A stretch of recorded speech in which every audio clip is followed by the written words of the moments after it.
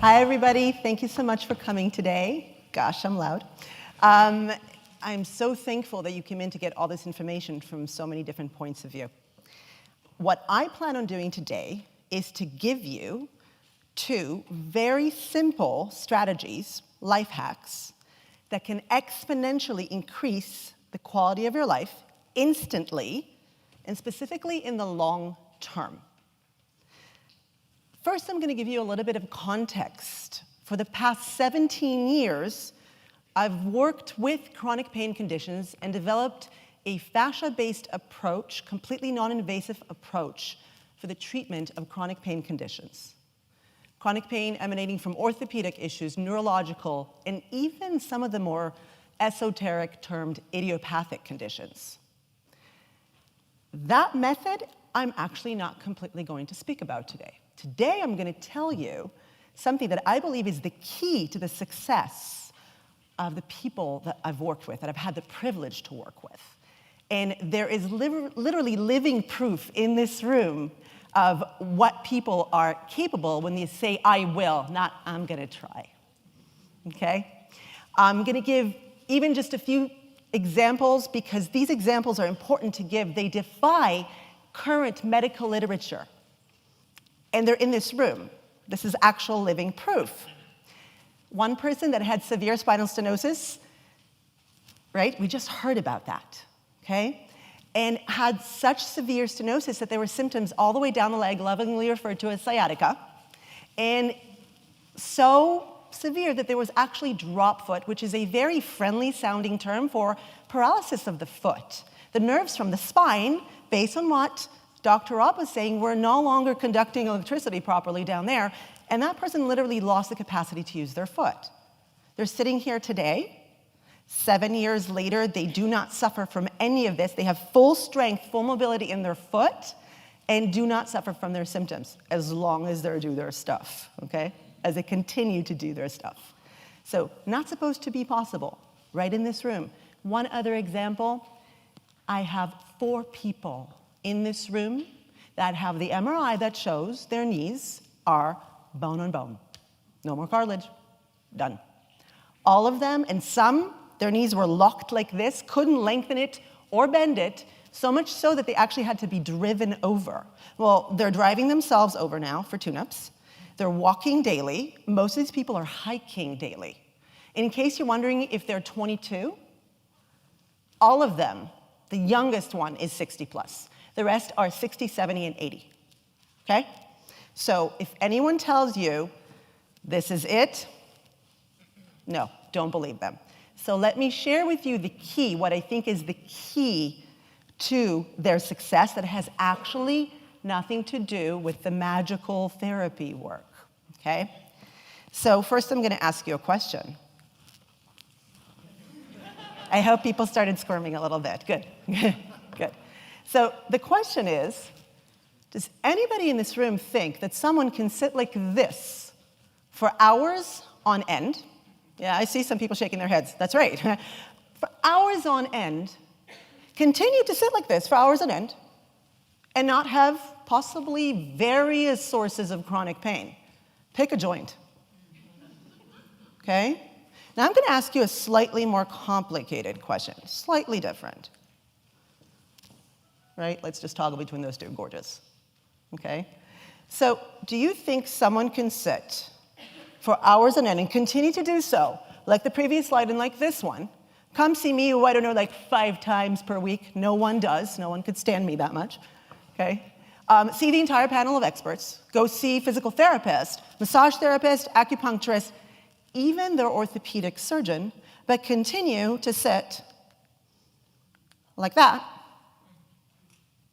and expect to really get better, stay better, and not have chronic pain? I'm here to tell you the good news is no, that's not possible. Why is that good news? Because what you can do really, really matters. And what these people that have these miraculous, magical results are doing, they changed their lifestyle. And I'm going to give you 2 simple solutions, strategies that you can start today. Americans sit on average 13 hours per day. Now, I love that Dr. Rob was right before me because when we sit, we have various forms of spine flexion, boop, boop, right? Past 5 minutes, we all start to kind of, or depending on your variation, right? I chose those 2 variations. So I'm going to change this for the Americans, at least in this room. We're going to start to shift the statistic. I guess we will bring the average probably to like, 12.5, okay, with our power, okay? So let's combat the sitting disease, okay? I'm going to give you life hack number 1, strategy number 1, and it's probably not that revolutionary. And you've probably heard this, or if you haven't, you're like, that makes sense, yeah? Well, I'm not going to ask you to just agree with me. I'm going to ask you for an I will. I'm going to ask you for an action step. I'm going to ask you to set a timer. So use technology if you want to. Use your smart watch, use your smartphone, use your laptop. I have a client whose assistant walks into the room every 20 to 30 minutes and signals him or tells him to stand up. And that one is one of my favorites because she stood up too, so that's 2 for 1, so we're knocking down that average. Bottom line, I give that example. It's like, get creative, make it work. Google Calendar, it'll let you set recurring, right? Just take the work out of it. Do a little bit of work, and I want you to do it today. I will today, okay? Now, before I give you the next life hack, I love this one. It's so simple, yes? By the way, do this for a week. Let me know if that chronic neck tension that you're always suffering from, it's like if it's a good amount better. How about in 3 weeks? Maybe it's gone. You go to the gym and you feel your back for the first 5 minutes on the treadmill. You do that. Maybe that's not aging. Maybe it's just how you're using your body, yeah? So here's my next question. How many times in a year do you think you get in and out of a chair? Okay, best image ever for that. Good. So fair to say that's a high numeral, right? And what if every time you get in and out of a chair, you are doing it biomechanically wrong? I really like that Dr. Rob was before me, okay? Biomechanically wrong and going into some serious spine flexion, and every time that you are getting in and out of a chair, you're actually injuring yourself a bit. Do you know what's the most common story I hear? People come to me with back pain. That is like so common, unfortunately, right? How did it happen? I don't know, I just got up one day. I got off the plane. I sneezed.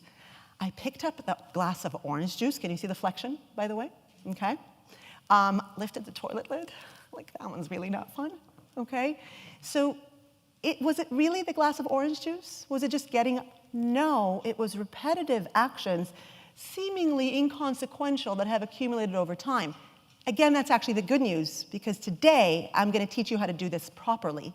And every time you get in and out of a chair, you're actually going to strengthen yourself, like what Amanda was saying, and do a proper squat.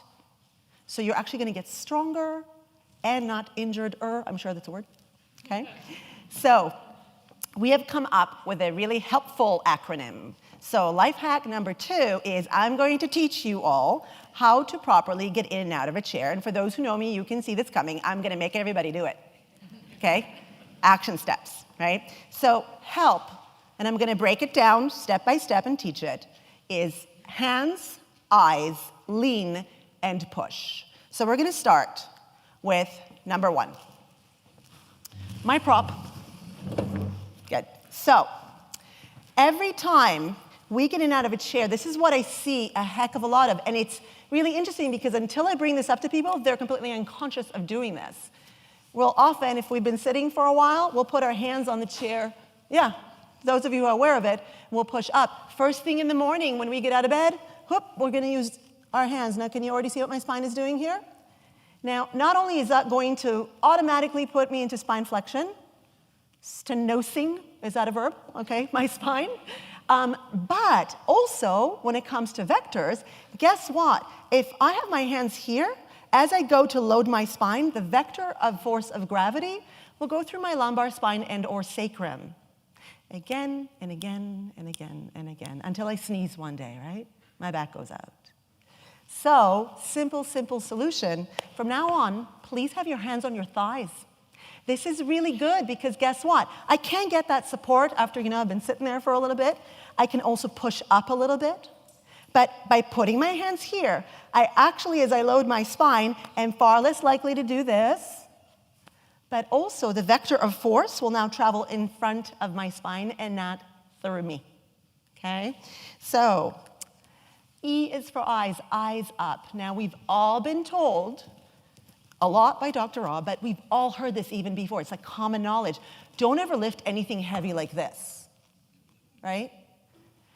Why? Well, because you're going to injure yourself. Okay, so I'm not going to be lifting a heavy box or a TV or something. Well, these days I don't weigh much, but I just dated myself.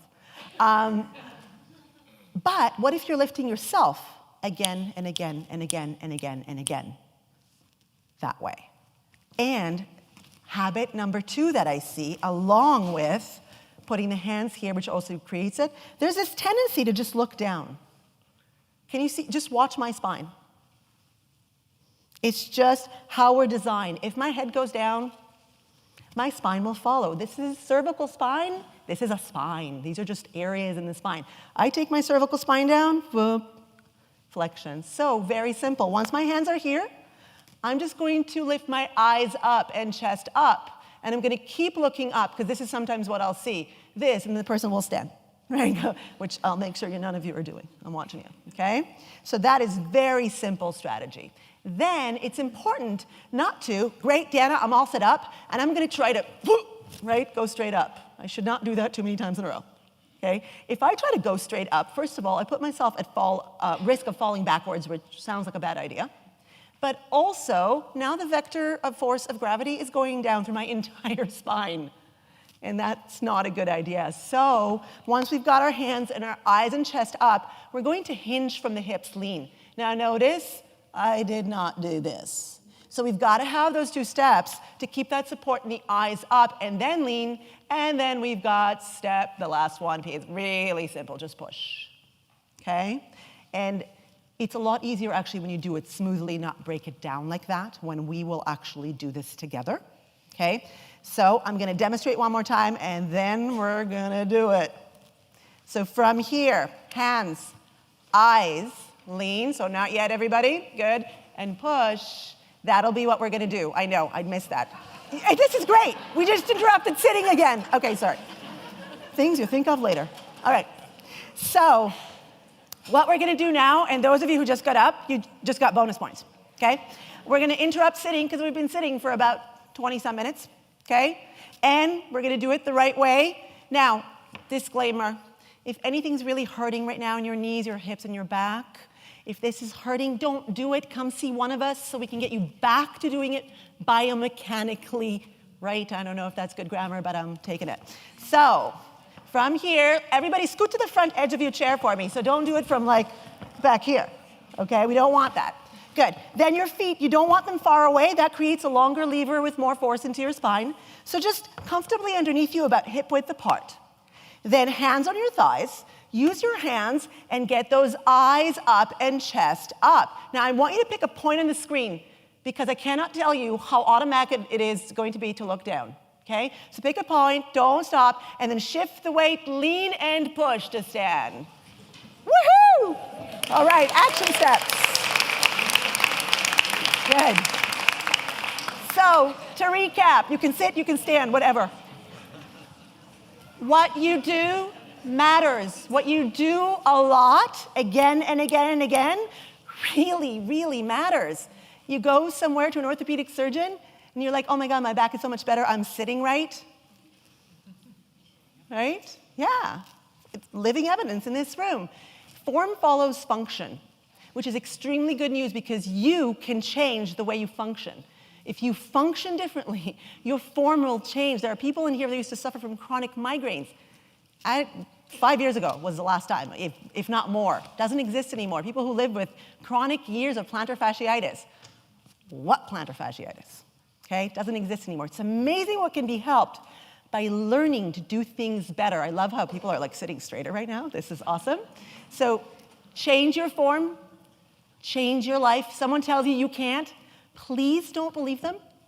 It's amazing how much power you have when you will do. Okay? Thank you so much.